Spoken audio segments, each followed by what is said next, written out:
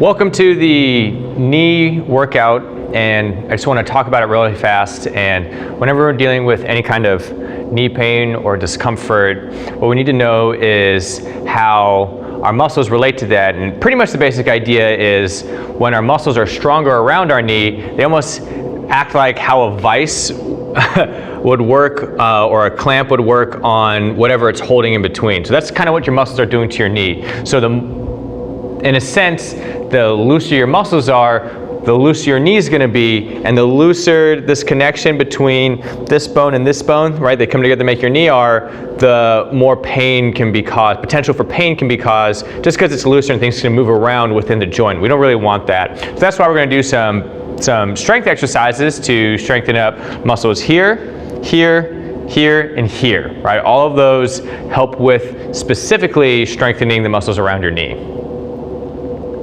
This first exercise these first set of exercises are going to be specifically targeting our muscles right here, the side of our hips, and these, in a sense, act as like a steering wheel for our leg. What I mean by that is they're responsible for these movements that are happening right here, and they're happening like this. So that's what these muscles are for. So we're going to strengthen this because that is going to, again, directly impact how our knee moves side to side and how it rotates.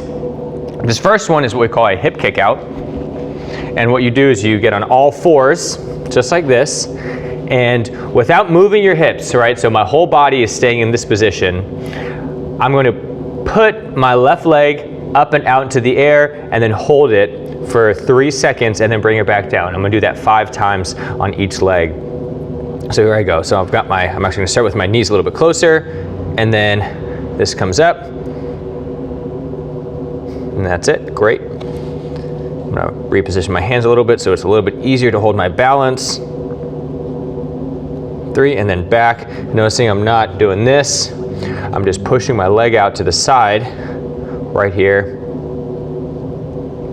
And again, I'm strengthening my hip muscles that are directly responsible for controlling my knee moving out, or my leg moving out away from my body. Just like how a steering wheel, when you turn the wheel left, the car moves left, right? So if my hip muscles tell my leg to come out this way, well, guess what? My leg's going to come out this way.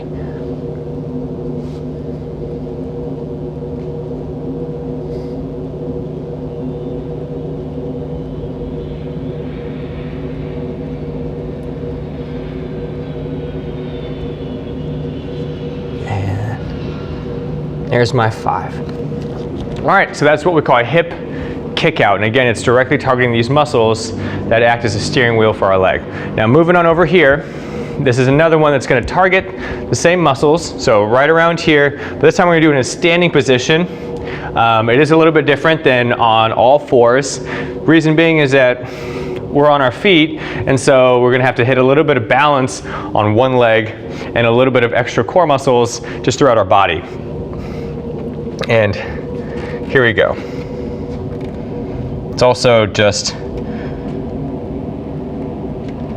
a way that we can just target the muscle a little bit differently. So my toes are pointing forward, my leg comes directly out to the side. I'm not doing this. That's not really working the muscle. I'm pushing my leg out as much as I can so that every time this kicks out, this muscle right here is doing all the work. You should be feeling it pretty isolated between here through here. This whole region right here should be feeling it. Not here, very specifically right here. We're going to go 5, and again, holding for 3 seconds.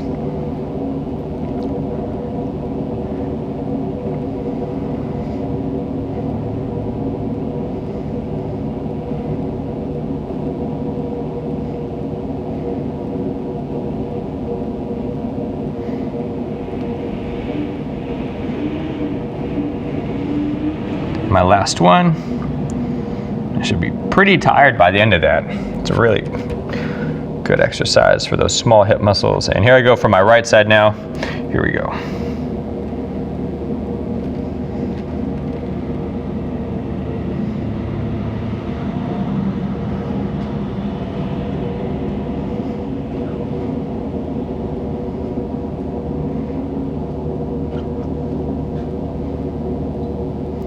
And there's my 5.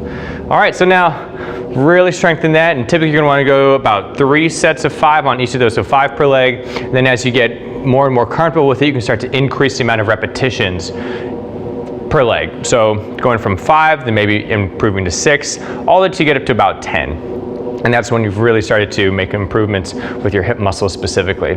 Next set of exercises are going to be specifically for our giant muscle back here. We call that the glute max. Think of it as our butt muscle, and it's one where the stronger this is, the stronger our hips stay in place, and the stronger we're going to have conducting movement forward, backwards, and just any kind of motion in general, swing our leg around, right? So that's why we're doing this one. And again, the idea is stronger muscles around your knee, the less movement that they're going to have within the knee, right? So like a stronger clamp, right? So if you think of your muscles as like a clamp onto like a bag of chips, that's kind of what your muscles are doing. They're just making sure that your knee is stable and sturdy, and the sturdier it is, the less pain there is. So coming over to this, and this is what we call a glute bridge, and we're going to start with 2 legs, but you can absolutely do 1 leg as the progression for it. So I'm going to show both. So I'm going to do 5 2-leg glute bridges, and I'm going to do 5 on each leg of single leg glute bridges, just so you can see the differences with them. So here's this. Got my palms on the ground, my toes are pointed up, and I'm squeezing as much as I can in my glutes right here, effectively pushing my hips as high as I can off the ground. There's 1. And I really am trying to get my hips as high as I can.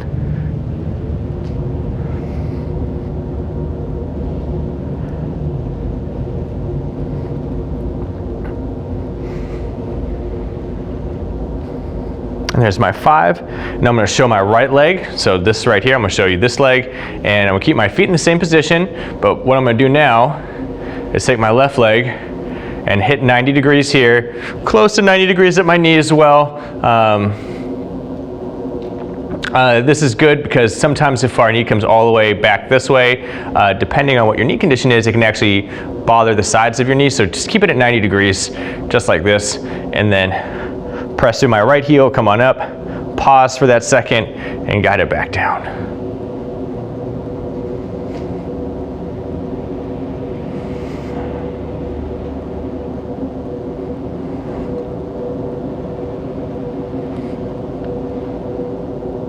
There it is. There's actually a hybrid of the two. I'm going to show on my left leg, and I realized I said there's 2, but there's actually a 3rd version, what we call a B stance, and that's having this leg extended out. There's a little bit of balance, but the focus is still on the knee that has the main contact with my heel on the ground. So it's this knee, or this glute, my left side over here, is doing the work, and this one is just here to support it. So all the focus, again, is going to be on my left leg. Here we go. Now press on up, and then come back on down. This is another variation of it.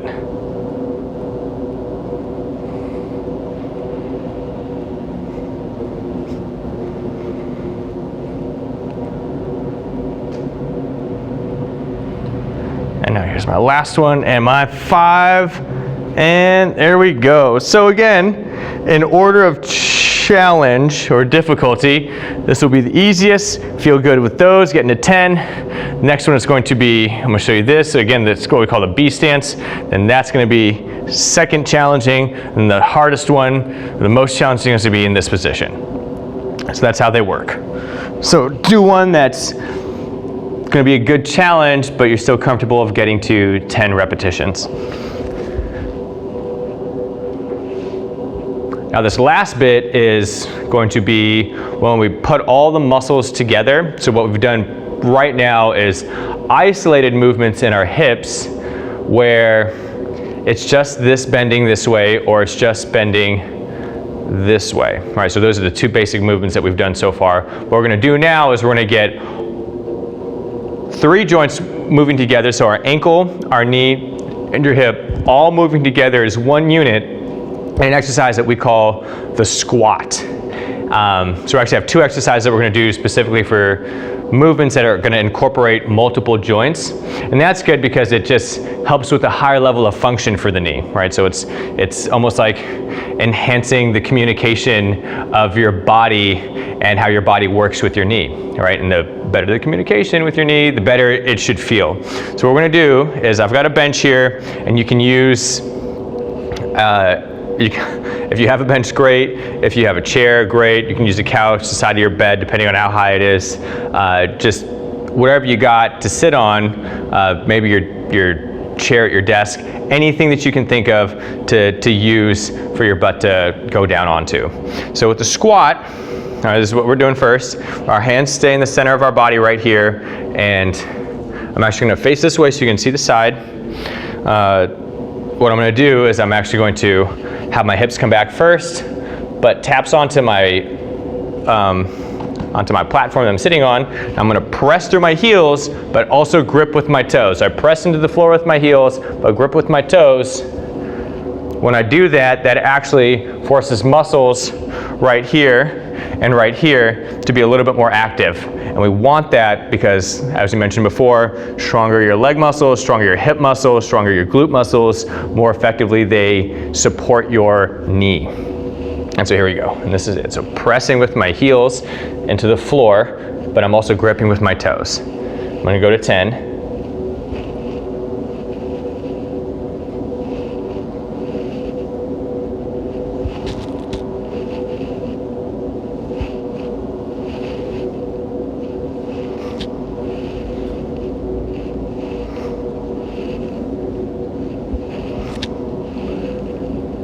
And there's my 10. Next exercise is what we call a unilateral, which is just a term that we use for something that's a single side. And for this, it's a single leg, right? So we're doing our legs. So there's gonna be my right leg to my left leg. I'm just gonna do 5 repetitions. And then you can obviously improve that to 10 or 15. And this is what we call a single leg kickstand deadlift. Kickstand meaning, just like with a bicycle where you don't want it to fall over if you set it down, and so you do a little kickstand and then it's supported, right? So that's what we're gonna do with this, where I've got one foot in front, so my left leg is in front, take my right leg, put it back, kickstand. It's on the toe, my heel is up. I'm nice and tall with my posture.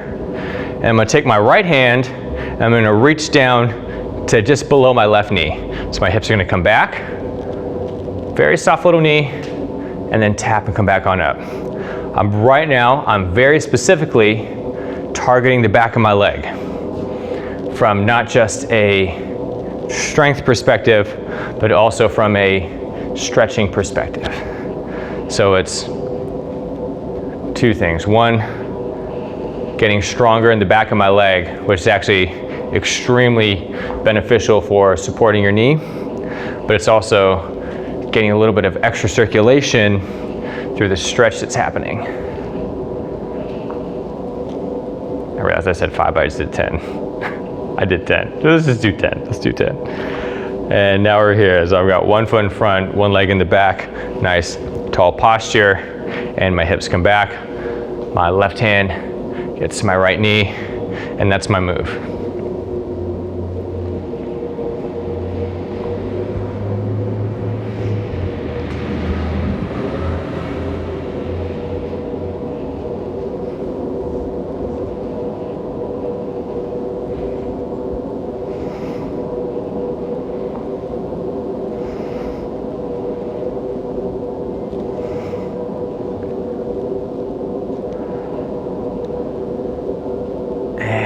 There's my 10. Last little thing I've got for you is going to be a direct core exercise, and this is something where we already may not have associated the hips, like stronger hips being with the knee. I'm going to take it a step further back and bring it to the core, and this has actually been thoroughly researched, where the stronger you can keep your core when you're doing things with your legs, when you're just like, you know, walking around, if you have to run, or if you have to catch your balance, anything that you do with your legs, the stronger your core is, and I guess the better you can brace it during movement, the more active your hip muscles get. And if we learned anything in this video, it's that the stronger your hips get, or the more effectively you can use your hips, the more stable your knees are going to be. So it's like a top-down effect, where top-down stability, where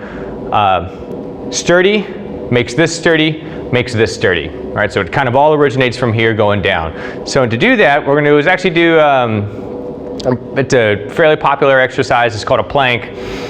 Maybe familiar with it. If not, I'll demonstrate it. We're going to go for 30 seconds, but we're going to hold as tight as you can in your abdominals. So it's not just getting the position and then holding there comfortably. We're actually going to challenge ourselves by tightening up and bracing the core a little bit more, and then also simultaneously squeezing the glutes as much as you can.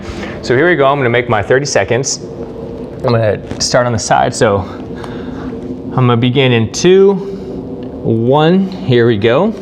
Now this is my position. So what I'm going to do is I'm going to extra tighten my core. All right, you might see me shaking just a little bit. It's because I'm really tightening myself up. Next thing I'm gonna do is I'm gonna tighten the front of my thighs, right? So we call those the quadriceps, tightening those up, bracing my core. Now the last little bit is tightening my glutes. And I'm holding this as my plank. For my 30 seconds, I've got 10 seconds left.